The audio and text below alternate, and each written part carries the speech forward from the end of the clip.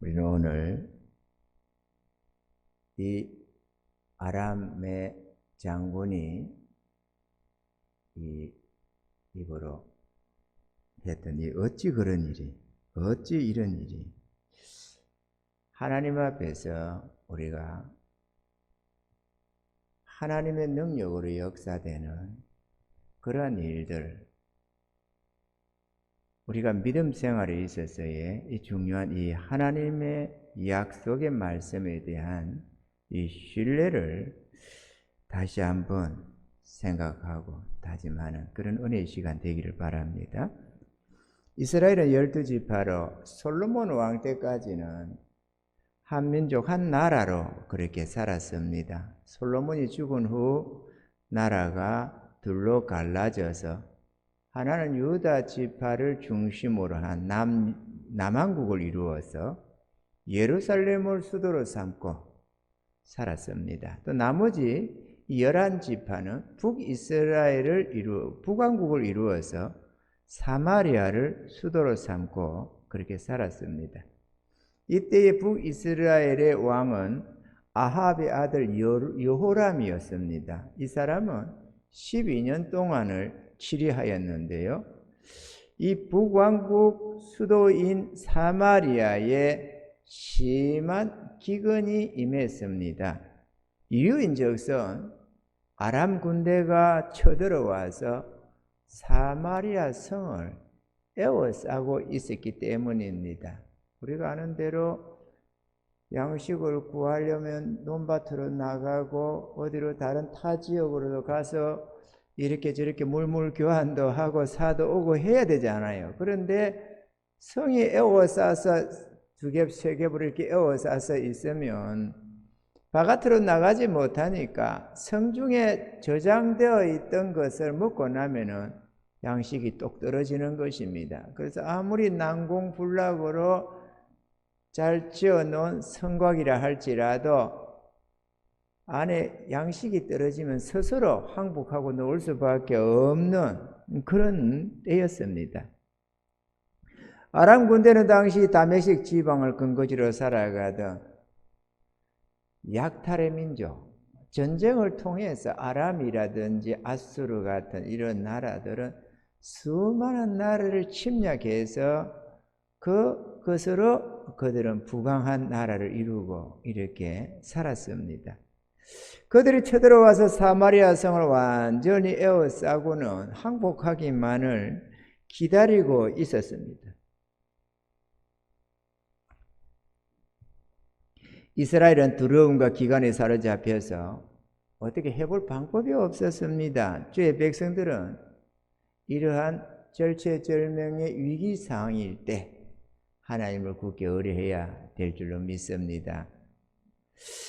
사실은 참 인간적으로 불가능한 위기상황일 때 하나님의 구원의 역사, 기적의 역사는 항상 일어나게 되는 것입니다.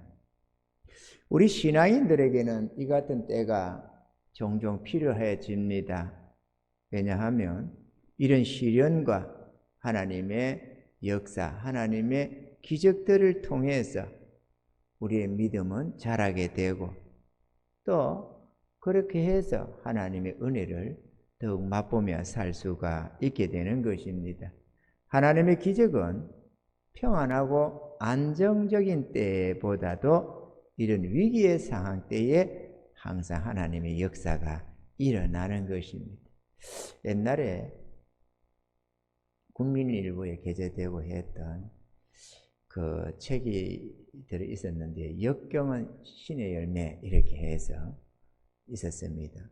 그 인간의 이런 위기 상황이 인간의 절망의 순간이 하나님의 역사의 시작이다 이런 말이 있었습니다.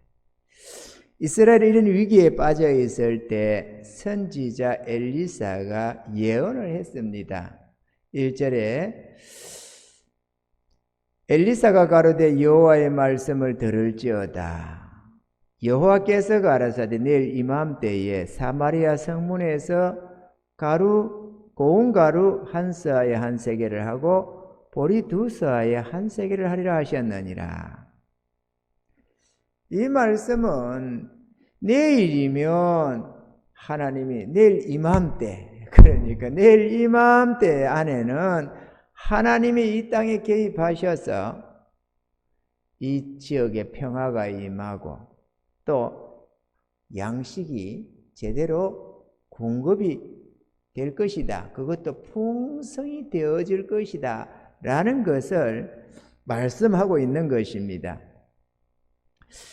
사실 현재 이 사마리아 성에 처해진 상황으로 볼 때 인간적으로는 도저히 생각할 수도 없고 또 있을 수도 없는, 그것도 뭐 얼마 뒤가 아니라 내일 당장 이러한 역사가 일어난다는 것은 불가능한 일이었습니다.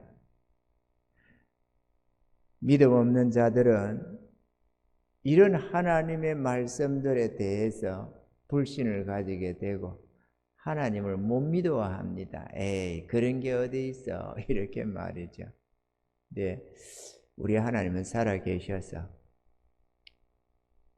언제나 불가능을 가능하게 하시고 없는 것을 있는 것처럼 불러내시는 전능의 하나님이신 것입니다.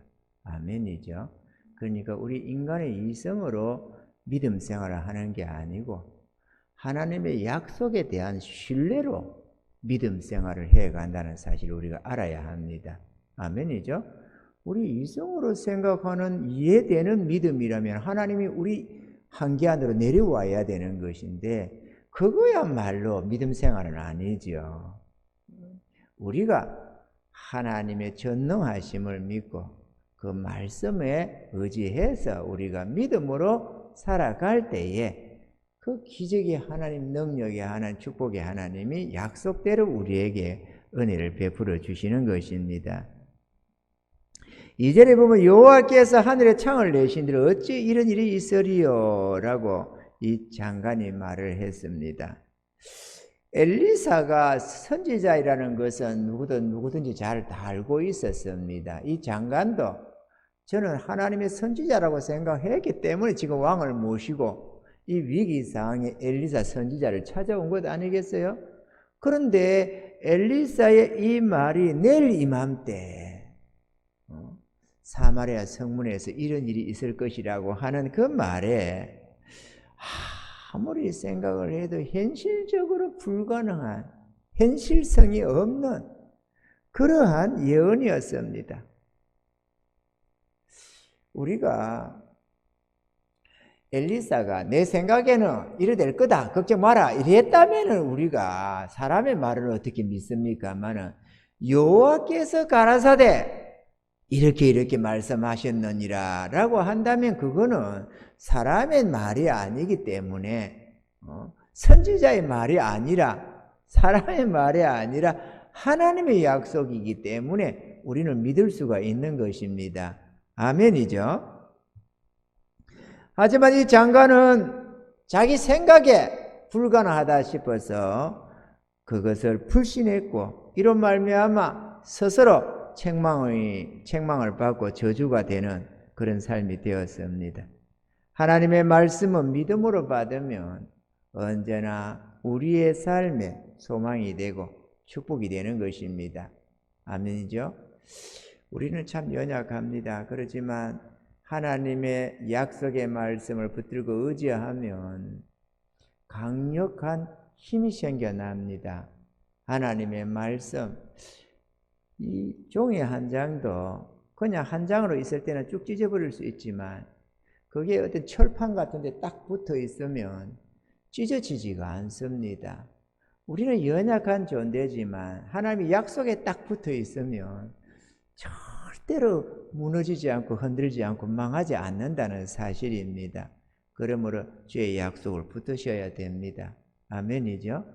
저는 이런저런 약속을 붙든 말씀들이 있습니다. 그래서 어떤 위기 상황에서도 그 말씀 붙들고 끝까지 믿음으로 싸워 나갑니다. 우리 옛날 속담에 부모님들이 이런 말들을 해서 어른들이 소도 비빌 언덕이 있어야 비빈다고 말이죠. 우리가 뭔가 믿음으로 의지하려고 해도 믿음으로 견디려고 해도 우리가 뭔가 붙들고 의지할 약속이 있어야만 믿고 견딜 수가 있습니다.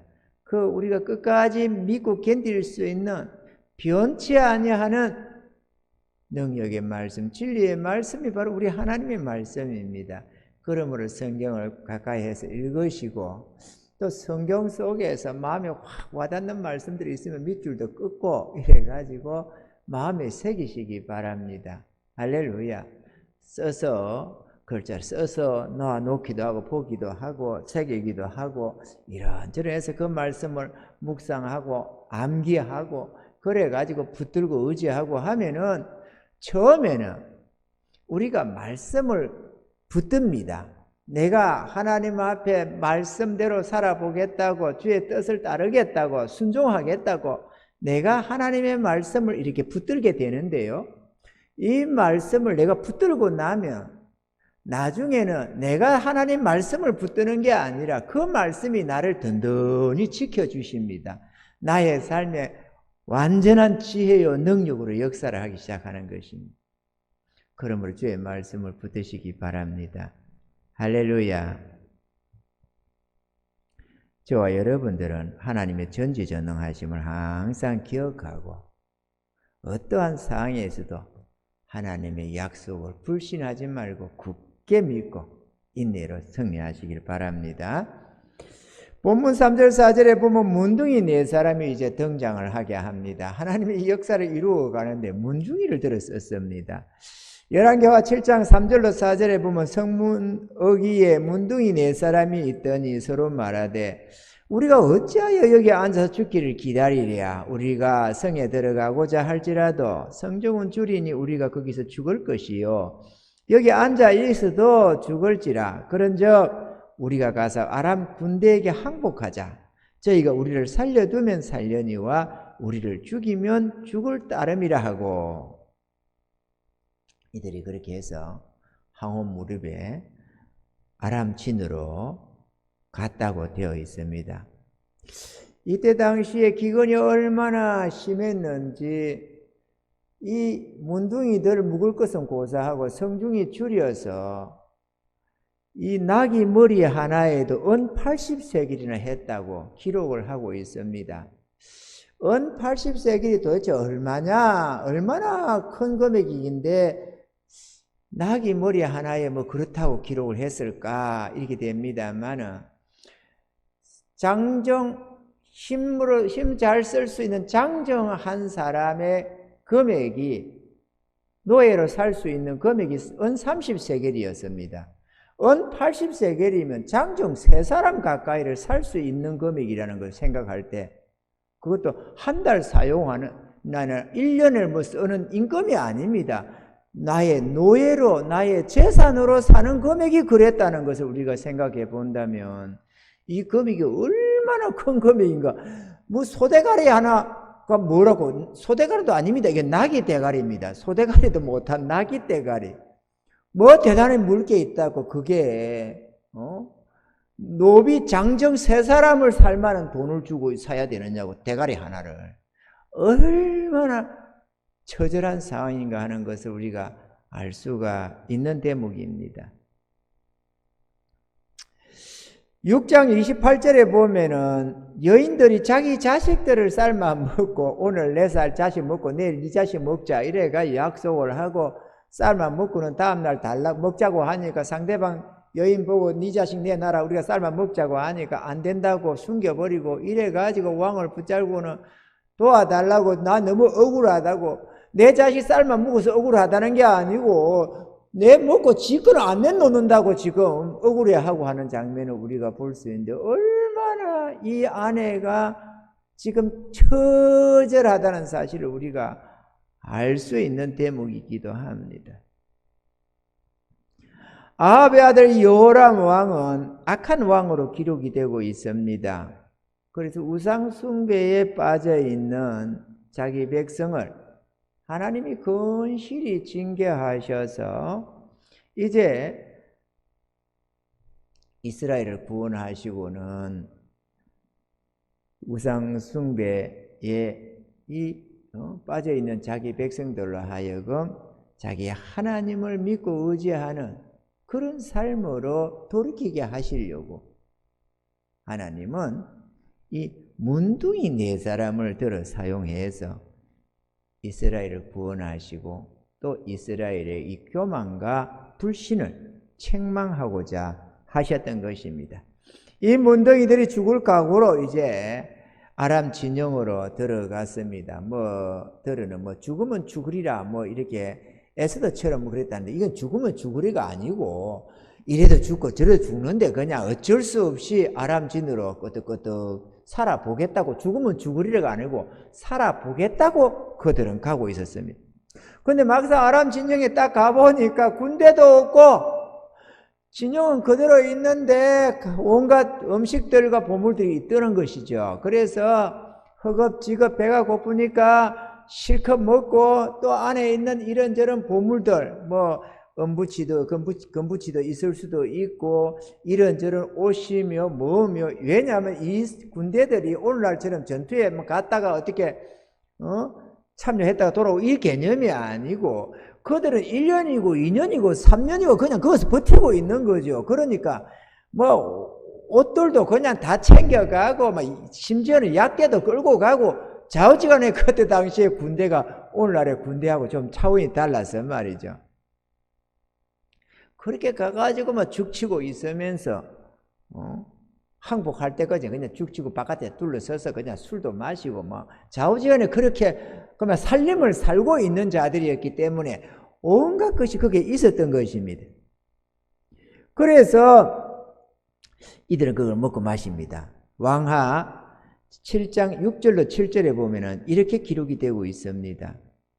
이는 주께서 아람 군대로 뱅거 소리와 말 소리와 큰 군대의 소리를 듣게 하셨으므로 아람 사람이 서로 말하기를 이스라엘 왕이 우리를 치려하여 헷 사람의 왕들과 애국 왕들에게 값을 주고 저희를 우리에게 오게 하였다 하고 황혼에 일어나서 도망하되 그 장막과 말과 나귀를 버리고 진을 그대로 두고 목숨을 위하여 도망하였음이라. 하나님이 참 전능하시지. 문둥이 네 사람이 터덜터덜 참 가고 싶지 않은 발걸음, 그러나 어쩔 수 없이 힘이 빠지지만은 그래도 혹시나 먹을 거라 줄 건가 싶어서 터덜터덜 걸어가는데, 그거를 어떻게 진폭을 시켰으면 커다란 대군이 몰려오는 소리를 내가지고 뚜닥따닥 뚜닥따닥 이래가지고 이거 큰일 났다, 빨리 도망가자 이렇게 해서 앞사나 땡기라 뒷사나 미리라 오고만 나 살리라 이래가 다 도망을 갔다는 거 아닙니까? 다 놔놓고 말이야 챙길 시간이 없어가지고 조금 멈췄다가 우리 다 죽는다. 그러니까 빨리 토끼라 이래가 튀다가 뒤는 무장을 들고 가다가 그것도 뒤는 버거우니까 그것도 집어 던져버리고 그냥 몸만 도망을 쳐서 갔다고 성경에는 기록이 되고 있습니다. 우리 하나님의 능력은 참 대단하십니다. 그죠? 하나님의 능력은 대단합니다. 여러분, 믿음은 들으면서 자꾸 생깁니다. 우리가 성경 이렇게 예배를 드리면서 이렇게 듣는 몇몇 가지, 우리의 신앙 속에서 보는 이런저런 역사들 몇몇 가지로는 우리의 믿음이 그렇게 담대해지지가 않습니다. 저기 유튜브에 책 읽어주는 여자 해가지고 읽어주는 거 있거든요. 그거 자주 보시기 바랍니다. 매일같이 내다시피 그분이 하는데, 그분도 코로나 때에 하나님께 기도하고 있는데 이것을 행하라 라고 뜻을 주셔서 책을 읽어주기 시작했다고 해서 아름다운 책들을 많이 소개하고 하나님의 온갖 역사들을 많이 이야기합니다. 이렇게 읽고 저렇게 하면 참 자기가 책을 다 읽고는 그것을 아주 잘 여기저기를 잘 이렇게 조화를 이루어서 그대로 순서대로 읽어주는 게 아니고 이렇게 저렇게 해서 참 쉽게 우리에게 잘 읽어줍니다. 그래서 은혜가 무척이나 됩니다. 제가 은혜가 되면 여러분도 은혜가 되겠죠. 그리고 무척이나 믿음의 담대함을 더욱더 얻게 되게 되고, 또 그러다 보면 그런 책들을 또 알아가지고 또 요새는 인터넷이 있잖아요. 집에서도 다 구매해 볼 수 있거든요. 그래서 인터넷으로 책을 구입해서 보기도 하고 그렇게 되면 무척이나 은혜가 됩니다. 그런 것으로 이런 하나님의 권능을 경험해 가면서 하나님의 이 섭리를 경험해 가면서 우리 삶 속에도 하나님께서 얼마든지 그렇게 하신다는 것, 하나님은 변함없이 믿고 의지하는 자에게 역사하시는 하나님이시기 때문에 우리가 얼마든지 그 하나님을 믿고 의지할 수가 있는 것입니다. 할렐루야. 이런 은혜 입어가면서 더욱더 하나님께로 향하는 은혜가 있기를 바랍니다. 이 문둥이들이 이제 실컷 먹고 그 다음에 남들 오기 전에 좋은 것은 골라서 다 숨겨놓고 그래 놓고 가만히 배가 부르고 이제 만족해지니까 가만히 생각하니까 아하 이대로 있어서는 안 되겠다 싶었던 것입니다. 그래서 본문 9절에 보면은 문둥이가 서로 말하되 우리의 소위가 선치 못하도다. 왜냐하면 지금 성중에는 굶어 죽고 지금 이 순간도 막 죽어 나가거든요. 아니 누가 돈이 많아가지고 80세겔 내고 말대가리 하나 사 먹고 있겠냐고. 그것도 있는 집안이나 하는 거지. 가난한 집은 다 죽지 지금. 선치 못하도다. 오늘날은 아름다운 소식이 있는 날이오늘 우리가 잠잠하고 있도다. 만일 밝은 아침까지 기다리면 벌이 우리에게 미칠지니 이제 떠나 왕궁에 가서 구하자 하고. 참 문둥이들 시대적으로 그 민족 그 사회에서 천대받고 멸시받고 손가락질을 받는 문둥이들도 기본적인 신앙이 있어요. 여기 만약에 우리들 같았으면 우리를 믿는 우리들 말고요. 우리 안 믿는 대한민국 옛날에 우리 안 믿던 시절 같으면 우리는 연락 안 하고 그거 쌀이고 무엇이 밀가루고 다 챙겨놓고 어떻게 되고 장사할 겁니다. 그거는 그대로 아람 군대가 있는 것처럼 놔놓고 푸대에다 메고 짐을 싣고 가가지고 이렇게 저렇게 성벽 앞에서 장사하고 있을 겁니다. 이거 사라 이래가지고 뭐 장사 안 해도 가리 돈도 많고 금도 많았겠지만 예를 들자면 그렇죠. 이때가 기회다 싶었어 말이죠. 이 형제가 어딨냐 이래가지고 그거를 가지고 다 챙겨놓고는 뭔가 이리저리 옮겨놓고는 그걸 가지고 두고 부자가 되겠다고 아마 하지 않을까. 그런데 이봐봐요. 자기들 좀 챙기고 나서 그 다음에는 얼른 알려주잖아요. 이 문둥이들도 이 좋은 소식을 알리는데 우리 주의 백성들이 영원한 생명의 복음을 들고 알려 안 주고 버티고 있으면 되겠어요? 저들이 모른다고? 우리 알려줘야 되겠죠? 알려줘야 됩니다. 알려줘야 됩니다. 이 좋은 소식을 혼자 꿀꺽 삼키고 말이죠. 남들이 잘 안 들은다 푼다고. 그렇게 있으면 화가 미치게 되어 있는 것입니다. 아멘이죠. 만일 밝은 아침까지 기다리면 벌이 우리에게 미칠지니 이제 떠나 왕궁에 가서 구하자 하고 그들은 황급히 사마리아 성으로 달려가서 성문지기에게 아람 군대가 다 도망했다는 것과 군수품이 가득히 쌓여 있더라는 것을 전했습니다. 이 사건의 목적은 하나님이 주의 백성들의 불신과 교만을 징계하시고 책망하시며 하나님의 지혜와 능력을 나타내셔서 사마리아 백성들로 하여금 자기 하나님을 믿고 의지하여 살아가는 믿음의 백성이 되게 하고자 하신 것입니다. 사마리아가 기근과 전쟁에서 구원받은 것은 전적인 하나님의 은혜요 기적의 역사임을 보이시는 것인데요. 엘리사로 전한 예언의 말씀이 그대로 이루어지게 하셨습니다. 할렐루야. 그래서 이 내용이 좀 많이 있지만 이 말씀에서 우리가 몇 가지를 생각해야 될 게 있습니다. 첫째, 하나님이 약속하신 말씀은 어떤 방법으로든 반드시 다 이루어진다라는 것입니다. 이사야 55장 10절로 11절에 보면 비와 눈이 하늘에서 내려서는 다시 그리로 가지 않고 토지를 적시어서 싹이 나게 하며 열매가 맺게 하여 파종하는 자에게 종자를 주며 먹는 자에게 양식을 줌과 같이 내 입에서 나가는 말도 헛되이 내게로 돌아오지 아니하고 나의 뜻을 이루며 나의 명하여 보낸 일에 형통하리라 라고 말씀을 하셨습니다. 그러니까 어찌 이런 일이라고 해야지만 그러나 하나님의 약속은 분명하게 그대로 성취되는데 그것도 문둥이를 들어서 쓰셨으라도 하시더라는 것입니다. 아멘이죠.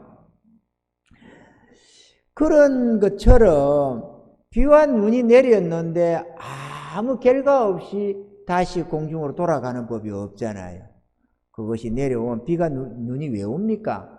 땅에 식물을 자라게 하고 먹을 물을 공급하고 이런저런 하나님의 계획과 뜻 안에서 비와 눈이 땅에 내리게 되고 그것은 하나님이 보낸 일에 형통하듯이 우리 하나님의 입에서 나온 모든 말씀도 동일하다. 절대로 헛되이 돌아가는 법이 없다라고 하는 것입니다. 그래서 진리의 말씀이요 능력의 말씀인 것입니다. 우리가 그 말씀을 꽉 붙들면 삶의 위경에서도 건짐받고, 그죠? 이런저런 질병에서나 가난에서나 이런저런 어려운 환경 속에서 다 건짐을 받을 뿐만 아니라 갖가지 하나님의 은혜의 역사를 경험하고 풍부에 이르게 되는 것입니다. 하나님의 말씀은 진리입니다. 성경은 약속의 책입니다. 그래서 구약 성경이고 신약 성경, 약속의 말씀이다. 옛 시대의 약속의 말씀, 새 시대의 약속의 말씀, 구약 성경, 신약 성경으로 구분이 되고 있습니다. 그러므로 기록된 하나님의 약속의 말씀을 굳게 믿고 의지하여서 하나님의 축복을 받는 우리 모두가 되시기를 주의 이름으로 축원드립니다. 할렐루야. 둘째로 하나님의 구원의 방법은 다양하다는 것입니다. 하나님이 섭리하시고 구원하시는 방법은 참으로 우리 인간의 상상을 초월합니다. 사마리아 백성들을 기근에 빠뜨린 것은 아람 군대였는데요. 하나님은 그 기근의 원흉인 아람 군대의 군수품으로 기근에 멸망가는 자기 백성을 구원해 냈다는 것입니다. 참 아이러니하지 않습니까? 하나님의 이런 지혜와 능력을 누가 상상이라도 했겠습니까? 사실 한번 생각해 보세요. 에워싼 아람 군대의 군수품이 아니고는 무슨 제주로 어떻게 내일 이맘때에 보리 두 쌍의 한 세계를 고운 거라 한 쌍의 한 세계를 그게 일어나겠어요? 안 그래요? 어디에서 끌고 와가지고 그걸 그렇게 엄청난 그 물건이 대량으로 공급이 되니까 가격이 뚝 떨어져 가지고 그런 모습이 되지. 근데 그게 어디서 와서 그렇게 하겠어요? 이 성 안에 사람이 얼마나 많은데 얼마나 많은 양식이 가져오면 그렇게 될 수 있겠어요?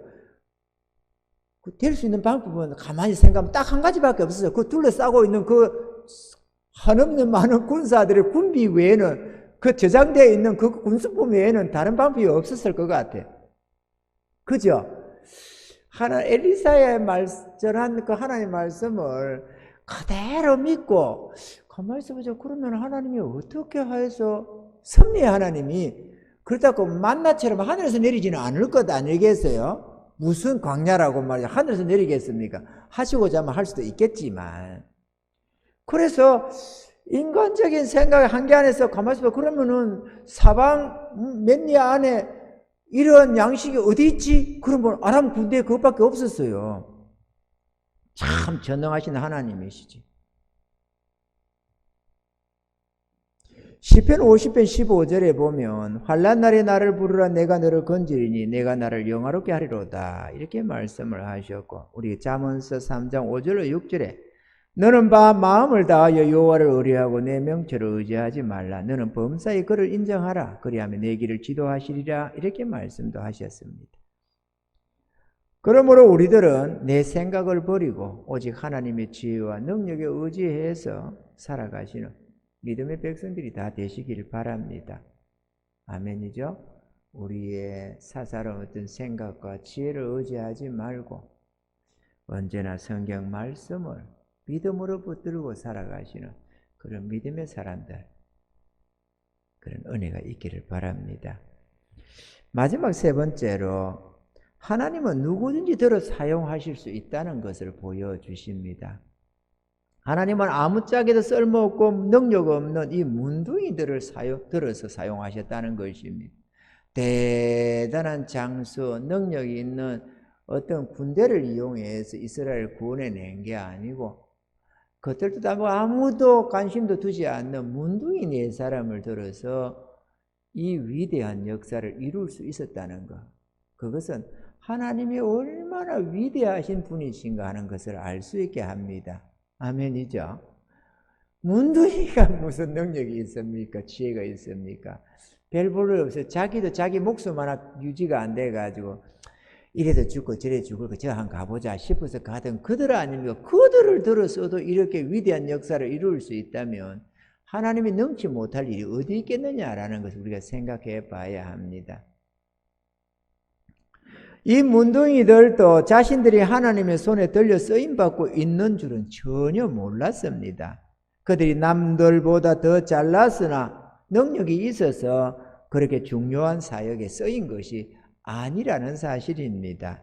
또한 이스라엘의 절망적인 이 위기의 순간에 그렇게 중요한 생명과 축복의 메시지를 자기들이 전할 줄도 아마 전하면서도 몰랐을 것입니다. 하나님은 이와 같은 사건을 통해서 우리들에게 메시지를 주고 계시는 것입니다. 잘 봐라. 하나님은 능치 못함이 없다. 절대로 불가능한 거 하늘에 창을 내신 대로 가능하겠느냐? 이렇게 말을 했지만 하나님은 별 모르는 문둥이를 들어서도 역사를 하신다라는 것을 말이죠. 고린도전서 15장 10절에 나의 나된 것은 하나님의 은혜로 된 것이니 내게 주신 그의 은혜가 헛되지 아니하여 내가 모든 사도보다 더 많이 수고하였으나 내가 아니요 오직 나와 함께 하신 하나님의 은혜로라. 사도 바울은 이렇게 고백을 하고 있습니다. 사랑하는 성도 여러분, 하나님께 쓰임받는 자가 되십시다. 하나님은 하나님을 경외하며 경건하게 살고자 하는 자들, 심지가 굳은 자들, 마음이 정직하고 하나님 뜻에 순복하는 그들을 들어 사용하시는 것입니다. 그리고 하나님께 귀 들어 쓰임을 받는 그릇이 될지라도 모든 것이 주의 은혜임을 기억하고 깨달아서 겸손히 맡은 일에 충성을 다하는 저와 여러분들이 되어야만 하겠습니다. 내가 이처럼 하는데 이렇게 생각하면 넘어집니다. 교만은 패망의 선봉이라고 내가 교회에서 내가 얼마나 했는데 나 아니면 내가 이 교회의 몇 %를 내가 감당을 하는데 혹은 내가 얼마나 이 교회에서 그래도 중요한 위치에 있는데 뭐 이런저런 것들 또는 우리가 하나님의 은혜를 입고 능력을 입어서 어떤 은사가 나타나고 능력이 역사되고 그러면은 우쭐한 생각에 내가 목사님보다 더 은사가 더 크고 능력이 있고 이런 생각들 이런저런 우리의 생각들이 심히나 우리의 사역을 위험에 빠뜨리고 축복이 아니라 오히려 그것들이 저주가 될 수 있는 위험의 요소가 됩니다. 왜? 그게 내가 아니고 나를 쓰시는 하나님의 은혜거든요. 아멘이죠? 하나님이 많은 것을 붙여주셔서 물질로 봉사를 하든 이런저런 능력과 은사를 주셔서 그것으로 하나님의 나라를 세워가든 그저 쓰임받는 그 자체에 감사하면서 나 같은 게 뭐라고 이렇게 쓰시나 싶어서 더욱더욱 겸손하면 하나님은 그를 더 귀하게 사용하실 수 있지만 어느샌가 우쭐해져서 낸데라는 생각이 들어가면 그 다음에는 넘어지는 것밖에 없습니다.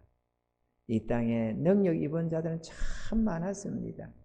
그런데 그들 중에 수많은 이들이 넘어졌습니다. 왜냐하면 환경상 이렇게 교만해지게 만들어 갑니다. 이 교만이라는 게 우리가 저 사람 교만하다 하면 듣기가 참 괴롭습니다. 듣기 싫습니다. 그런데 교만이라는 게 내가 교만에 빠졌을 때 내 자신이 나를 바라보는 시선이 교만이라고 생각하는 게 아니고 한껏 만족하고 있는 상태입니다. 나를 만족히 여기는 그 상태가 남이 볼 때 교만입니다. 그러니까 내가 나를 하나님의 은혜를 입었다고 그것도 내가 아니라 하나님이 나에게 능력 주셨다고 만족하는 상태, 이게 교만이라고 누가 생각합니까? 근데 상대방이 그러고 있으면 그게 교만으로 딱 보여집니다. 그 정확하게 교만의 위치거든요. 그러니까 만족하지 말아야 되고 그저 이 겸허한 자세로 아니 나에게 무슨 이런 은혜를 주십니까? 이런 겸허한 자세가 돼야지 만족해서 아유 하나님 감사합니다. 나 같은 자에게 이런 은혜와 주시고 능력을 주셔서 하나님 감사합니다. 이렇게 하는 그 자세가 교만이 되어버립니다. 그리고 수많은 사람들이 와 대단하다 와 대단하다 자꾸 그렇게 하다 보니까 처음에 한 번, 두 번, 세 번, 네 번은 뭐 아니에요. 하나님의 은혜지요 이러는데 점점 마음이 그래 맞아 동의가 되기 시작하는 거죠. 그거 멸망합니다. 그러니까 저와 여러분들은 우리 하나님께 귀히 쓰이기를 소원하고 구해야 되겠지만 또 그런 자리에 나아갈 때 아낌없이 하나님이 들어 쓰실 수 있도록 나 자신을 헌신해서 내놔야 되겠지만 주님이 쓰실 때 결코 와 내가 말이야 이런 생각은 절대로 하지 말고 누가 대단하다고 해도 그것을 무시해 버리시기를 바라고 그저 주님만 바라보면서 주님만 앞세우고 순복하며 나아가시는 그런 은혜가 있으시기 바랍니다. 그러면 장차 하나님이 영광으로 갚아주시는 날이 오는 것입니다. 내가 그것을 은근히 내 것으로 취하는 순간에 하나님께 돌려야 할 영광을 내가 취해버려가지고 멸망이 되고 오히려 그게 저주가 얼마든지 될 수 있다는 사실을 우리가 깊이 깨달아야만 되겠습니다. 이 문둥이도 하나님이 돌려 썼다는 거 꼭 기억하시면서 내가 잘나서 쓰는 게 아니고 하나님이 임의로 들어 쓰신다는 것도 기억하시고 써주시는 그 은혜에 늘 감사하며 살아가야만 하겠습니다. 할렐루야.